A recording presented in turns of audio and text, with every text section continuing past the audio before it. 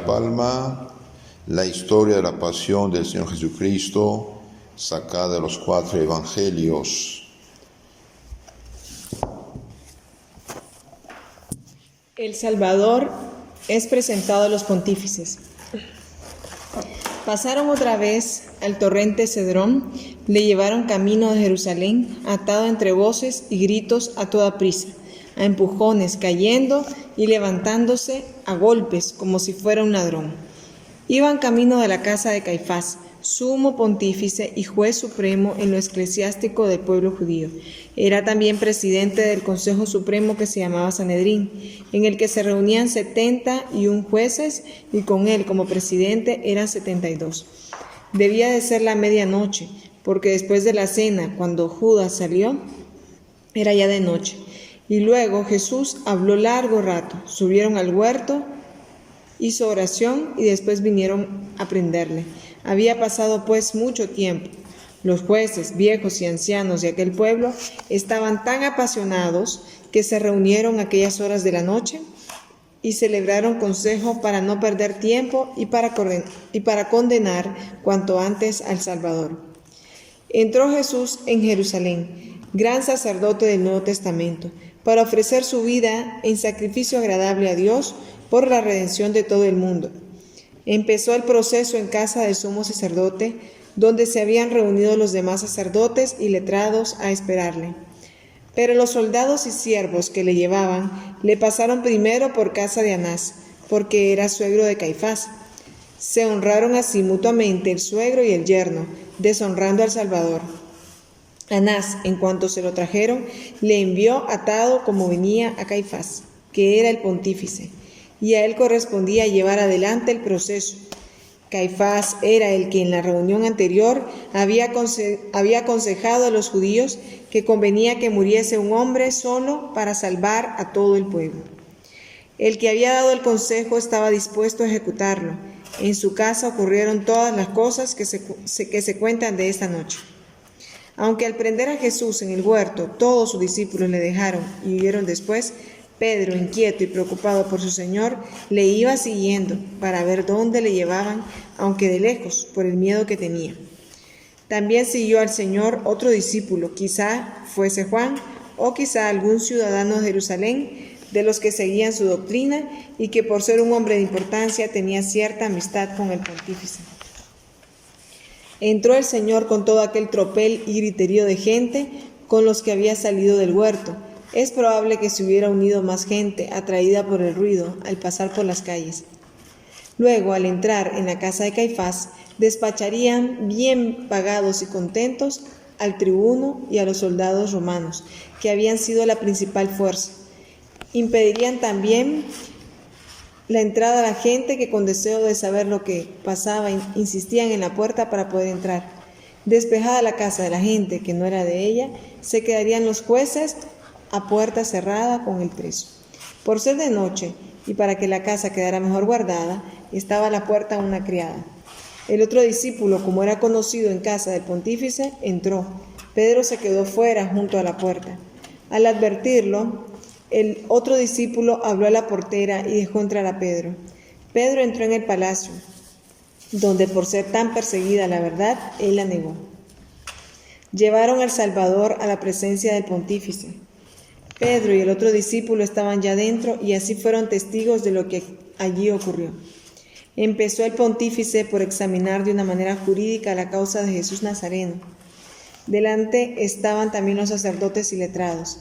Al día siguiente, por la mañana, pretendían celebrar otro consejo, ya pleno y legítimo, pero el de la noche fue por ver cómo podría enfocarse exactamente el asunto y qué pruebas había contra el Salvador para poderle acusar y darle muerte. Le consideraban como engañador y alborotador del pueblo, que predicaba mentiras contra la ley y la tradición.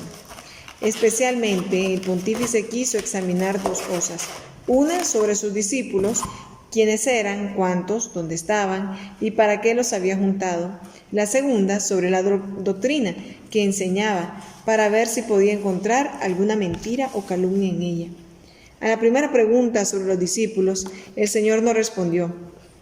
porque como habían huido todos, escandalizados y avergonzados de él, y el único que estaba presente, Pedro, se encontraba allí lleno de miedo, ¿qué podía decir que fuera en defensa suya?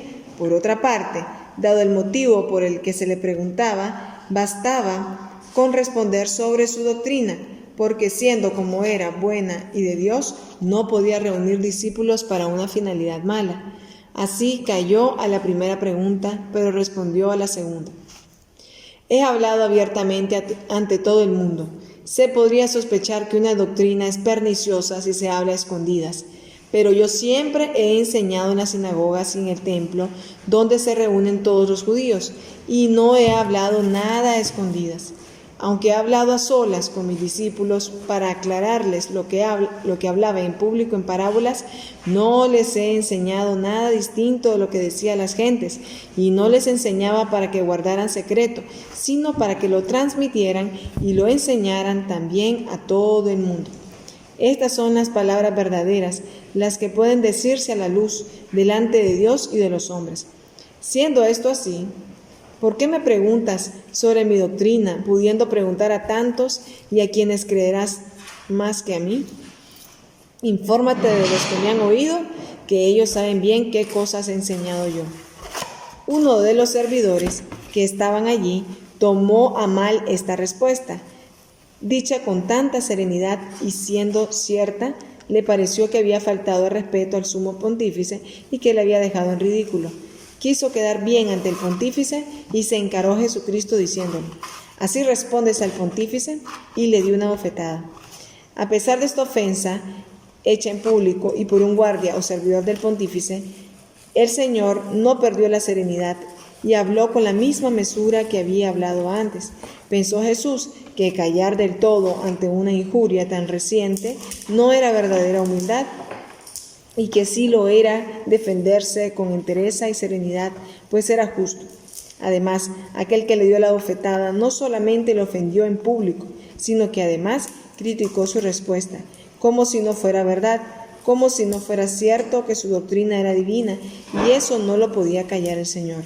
Serenamente, Jesús le hizo ver que más grosero había sido él tratando mal al reo ante el juez e injusto, porque no había motivo para pegarle.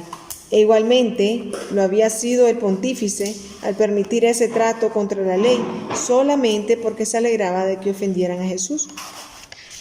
Si aquel asunto se llevara con justicia y desapasionadamente, al servidor le competía dar testimonio de lo que estuviera mal y al juez oír y sentenciar y nada más.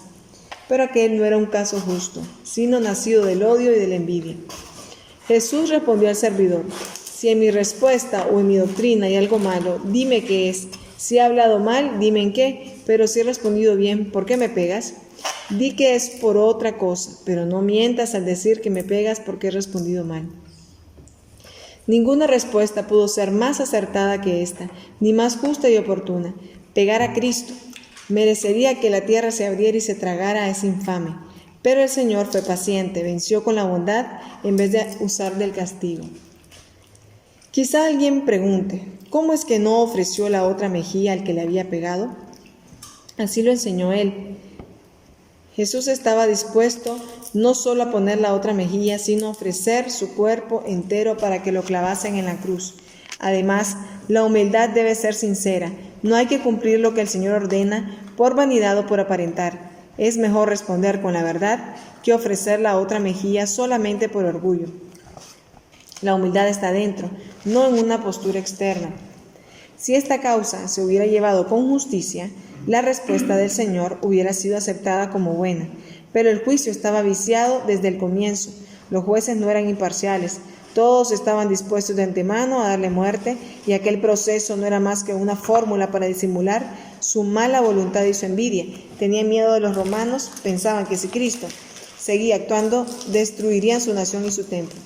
Por eso buscaban testigos que testimoniaran contra él, aunque el testimonio fuera falso. Les bastaba con que fuera suficiente para condenarle a muerte. La vida del Señor no daba pie a encontrar lo que ellos buscaban. Era necesario mentir. Muchos estaban dispuestos a presentarse como testigos falsos, unos por miedo de los sacerdotes, otros para congraciarse con ellos. Pero unos decían una cosa y otros otra, y se contradecían ellos mismos. Todo era falsedades y mentiras basadas en murmuraciones. Decían que tenía pacto con el demonio, decían que quebrantaba las fiestas, decían que era un comilón y bebedor, decían que alborotaba al pueblo, decían que movía a la gente a que no pagara los impuestos, decían que blasfemaba. Solo una verdad decían que se hacía hijo de Dios. Usaron de estos falsos testimonios para condenarle, pero no debían de estar bien expuestos porque se contradecían, ni eran suficientemente convincentes para poderle condenar a muerte. Después se presentaron otros 2 testigos falsos y dijeron: nosotros le hemos oído decir: yo puedo destruir el santuario de Dios y en 3 días levantarlo. Ese testimonio era evidentemente falso, porque él no había dicho que podía destruir el templo de Dios, y menos que lo fuera a destruir, sino que cuando lo destruyeran ellos, él construiría otro no hecho por las manos del hombre. Además, él no hablaba del santuario material del templo de piedra, sino del templo de su cuerpo, queriendo decir y diciendo que cuando le mataran, él resucitaría al cabo de 3 días. Pero ellos torcieron el sentido de sus palabras. Nosotros le hemos oído decir: yo destruiré este santuario hecho por hombres, y en 3 días levantaré otro no hecho por hombres. Pero además de ser falso, el testimonio no era suficiente para condenarle a morir. Los sacerdotes condenan al Salvador y le llaman blasfemo. Mientras iban sucediéndose las calumnias y los falsos testigos, el Salvador callaba como si no hablaran de él. En su primera respuesta vio lo mal dispuestos que estaban los jueces para escuchar la verdad y se dio cuenta que aquella reunión no tenía de juicio más que la apariencia y no era sino una cueva de ladrones. Vio que no había de servir para nada el hablar y por eso calló. Pero el sumo sacerdote, viendo que no se conseguía su intento, que los testigos no daban suficiente materia para una condena a muerte, se dirigió directamente a él, impaciente y furioso. Mateo 26, 62. ¿Por qué te callas? Habla. ¿Por qué no respondes siquiera una palabra a las acusaciones que se te han hecho?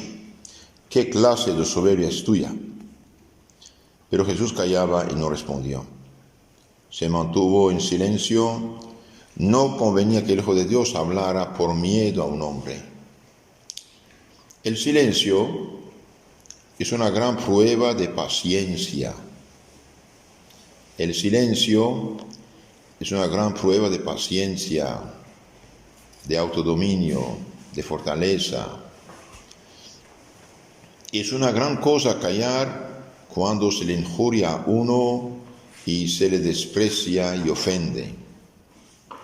Y más mérito tiene cuanto más mentirosa y falsa es la calumnia, cuanto más le puede perjudicar a uno. Es peligroso hablar en estas ocasiones, incluso decir cosas buenas, porque detrás de estas palabras acertadas pueden venir otras inoportunas por la indignación del momento. Lo más seguro es callar. Así lo dice el profeta en uno de sus salmos. Me guardaré sin pecar con mi lengua, pondré un freno a mi boca mientras esté delante de mí el malvado. Enmudecí, me quedé en silencio y en calma. Mi dolor aumentaba al ver cómo se alegraban de mi mal. Salmo 38, 2. Nos mostró el Señor aquella gran mansedumbre suya, que ya el profeta había alabado mucho tiempo antes. Seré llevado como una oveja al matadero y como un cordero ante el que trasquila, callaré y no abriré mi boca.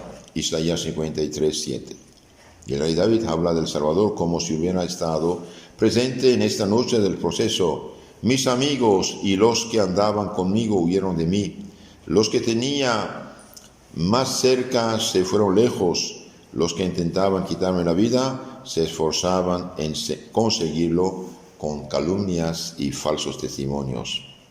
Los que pretendían hacerme daño no hablaban sino mentiras y no hacían sino levantar falsedades contra mí. Pero yo, como si fuera sordo, no escuchaba, y como si fuera mudo, callaba. Estuve en medio de mis acusadores como si no les oyera, como si no tuviera con qué defenderme y convencerles de su error. Salmo 37, 12 a 15, mesiánico, muy bien dicho. Los que pretenden hacerme daño no hablaban sino mentiras y no hacían sino inventar falsedades contra mí, falsos testimonios. Y esto es exactamente lo que hizo el Salvador, realizó la profecía. Cansado, el sumo sacerdote decidió preguntarle directamente lo que deseaba oír, lo que necesitaba oír para poder condenar a muerte, una blasfemia, o más bien disque blasfemia. Le habían oído decir que era hijo de Dios y ellos consideraban esto una blasfemia, como si fuera mentira. Por eso le preguntó esto, para que al llamarse a sí mismo hijo de Dios pudiera acusar de blasfemo. Para que no se defendiera callando, le hizo la pregunta en nombre de Dios. Yo te conjuro, como sumo sacerdote, yo te conjuro por el Dios vivo y verdadero, a que nos digas aquí a todos si tú eres el Cristo, el Hijo de Dios vivo. Mateo 26, 63.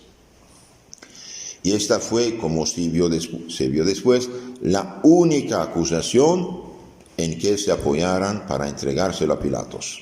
Según la ley debe morir porque se ha hecho hijo de Dios. Juan 19, 7.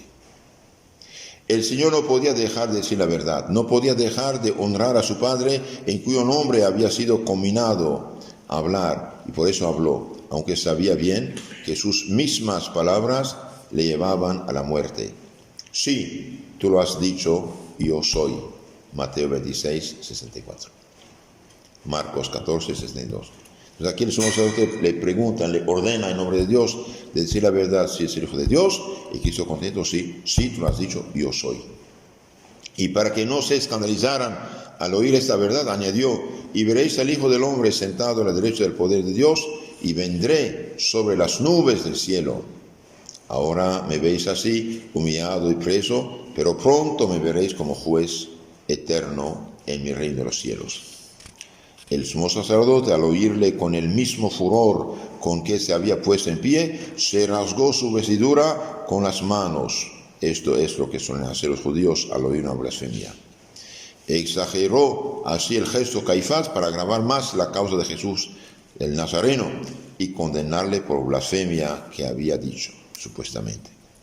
El sumo sacerdote desnudó su pecho y Jesús pudo ver cómo lo tenía lleno de envidia y de maldad. Este viejo sacerdote mentiroso no pudo oír la verdad más grande de todas las verdades que acaba de decir el nuevo y joven sacerdote Jesucristo. Dijo que la verdad era blasfemia. Muy interesante este viejo sacerdote de la sinagoga. El Antiguo Testamento está por terminarse. Viejo sacerdote y mentiroso, no pude oír la verdad más grande de todas las verdades que acaba de decir el nuevo y joven sacerdote Jesucristo del Nuevo Testamento. Y el viejo sacerdote, en lugar de analizar lo que dijo, lo tacha de blasfemo. Cuando Pedro confesó que Jesús era el Hijo de Dios, se fundó la iglesia. Cuando Caifás lo negó y le llamó blasfemo, la sinagoga se fundió para siempre. Levanta los ojos y mira, todos se han reunido y han venido junto a ti.